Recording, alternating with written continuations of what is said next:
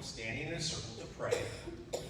And I'd walk up, and they would like close their prayer circle and turn their backs to me.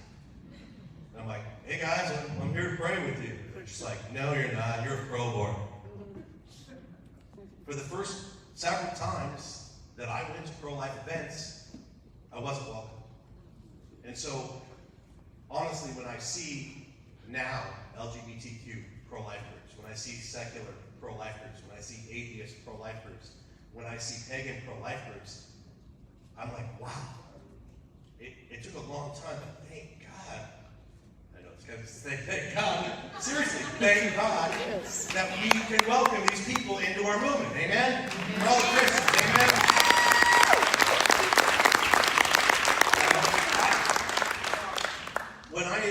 When that happened, I started an organization back then called Rock for Life. And people thought, you're crazy. You can't have rock concerts for pro-life. That's like contradictory. You know, there were three pro-life leaders that listened to me in the beginning. Three. That actually really welcomed me. One was Jeff White, who's here today.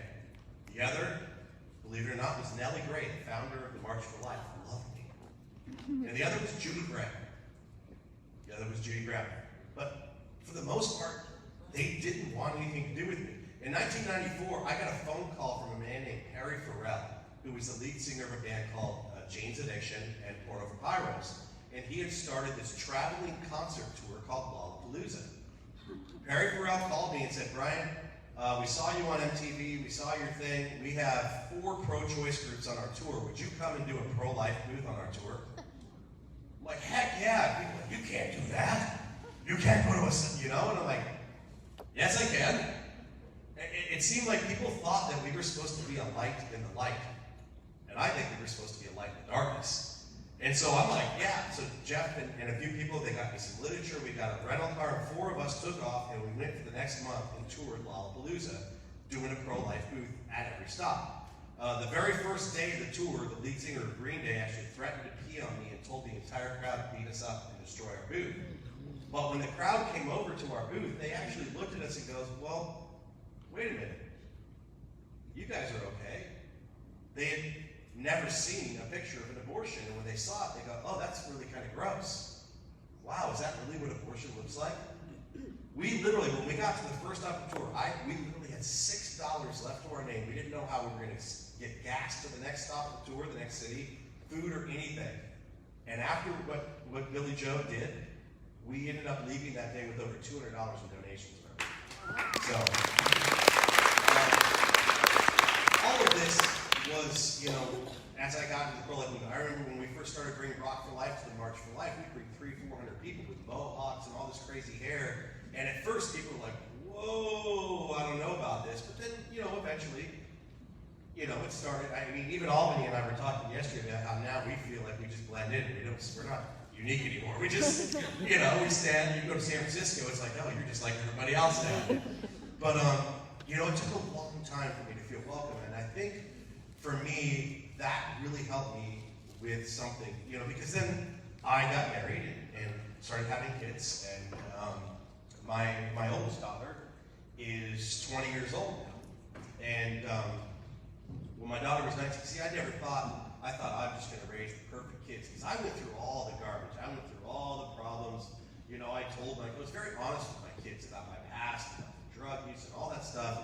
And I thought, oh man, that means I'm just going to have perfect kids, and they're going to grow up, they want to be just like me, and they're just going to, you know, all of that. And, you know, we didn't have the perfect marriage. We didn't have that perfect thing, and a lot of things happened. And last year, a little over a year ago, you know, my daughter, Kemper, came to me one day, or my ex-wife had called and said, you need to come to the house. And I went over there, and my daughter was in the hallway of her house crying. And I looked down and I'm like, what's wrong, Kim? She looks up and she says, Daddy, I'm pregnant. And she just had this scared look in her eyes. And I reached down and I just grabbed her and hugged her as tight as I could. And I just whispered in her ear, I love you. And she kind of pushed back. She says, but Dad, weren't you mad at me?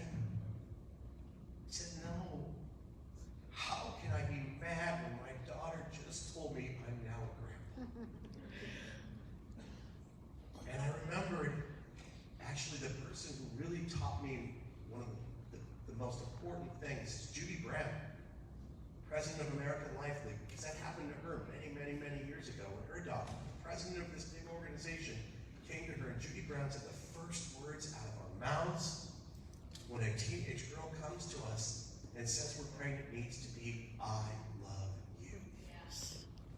And I will tell you this, and you may think that I'm crazy, but I believe that Christians and pro-lifers cause a lot of abortions because we shame young girls. We shame young girls for being pregnant out of wedlock. That has to stop.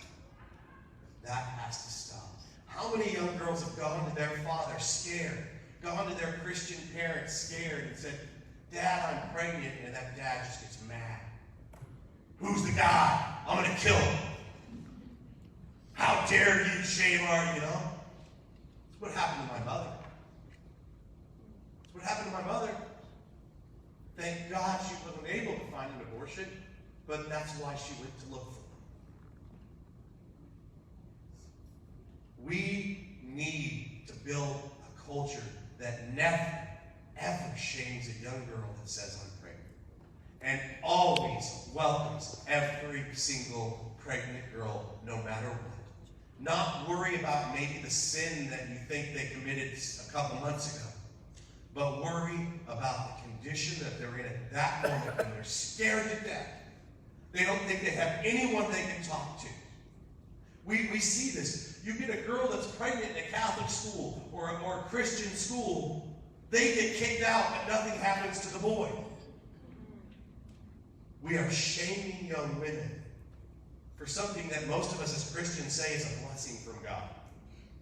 Is that not hypocritical or what? So I remember looking at her, and she just looked at me, and she just said, "Thank you, Daddy," and she hugged me. And I said, "We're gonna make sure you're okay. We're gonna get through this. This is great news." And I said, "Where's Logan?" She kind of looked back. That's her boyfriend. She's like, "Where's Logan?" And she's like, "He's outside. He's afraid to come in." I'm like, "All right." So I walk outside, and I see Logan standing there. And I start walking toward him, and I can see him tense up. He's scared. And I walk up, and I give him a big hug. He's like, "What are you doing?" And I go, "Dude, you're stuck with me for life now."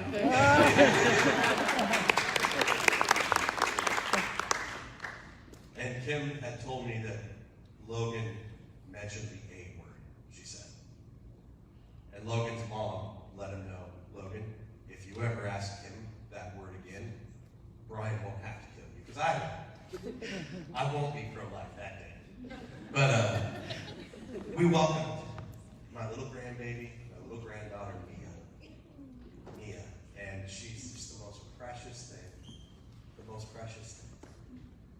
But we in the pro-life movement have to learn how to welcome every single human being, whether it be welcoming a pro-lifer that doesn't quite look like you, doesn't quite believe like you, doesn't listen to the same music as you. Because if we can't even do that, how are we going to welcome all those young girls and all those babies? How are we going to do that? We have to learn how to love every human being. We cannot say the words, "all lives matter," if we don't act like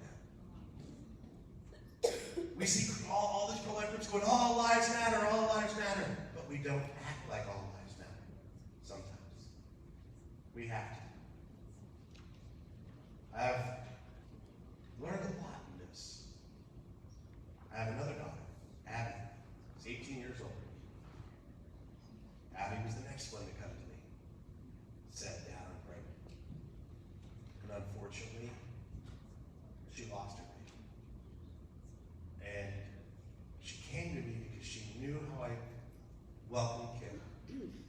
And she also knows that one of my children was lost in late miscarriage. And Abby, who's not really walking her faith right now, still said, "Dad, do you think I should give a funeral for my baby?" And through that, she met with a local pastor friend of mine and got clean. She was actually a drug addict at that time too. She's now been clean for several months. And we gave a beautiful funeral for her little baby. But she knew I would welcome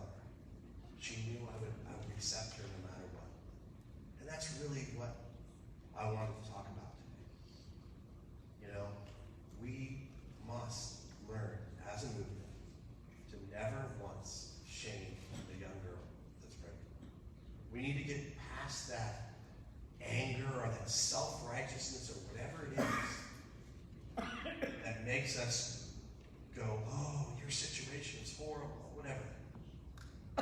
Because I do believe this. Christians and pro-lifers cause abortions when we do that. And for us to say all lives matter, and for us to want other pregnant girls to come to us when they're scared, you know, we're out there sidewalk counseling, but if our own children can't come to us, how do we expect strangers to be able to come to us? When you're talking to that girl in front of the abortion mill, don't sit there and tell her about her life of sin. Just tell her that you love her. Tell her that you love her. That is going to be more of a witness to God's love than telling her she's a sinner. That is really more of a witness of God's love. Anyway, I know that we're short on time today, and we're just trying to get things done. Love to talk to anybody that has any questions later in our booth. I want to thank Teresa. You are one of my favorite people. There's so many great people in this movement that are here today, but I appreciate you letting, me now. See, now I'm the old Catholic white guy. I am, but now I'm a grandpa, But when you see the next crazy, whatever weird group of people trying to come into the pro-life movement, welcome them, love them, accept them, work with them. And let's change this culture to where no young girl ever feels shamed by a pro-lifer or a Christian. God bless you guys. Thank you.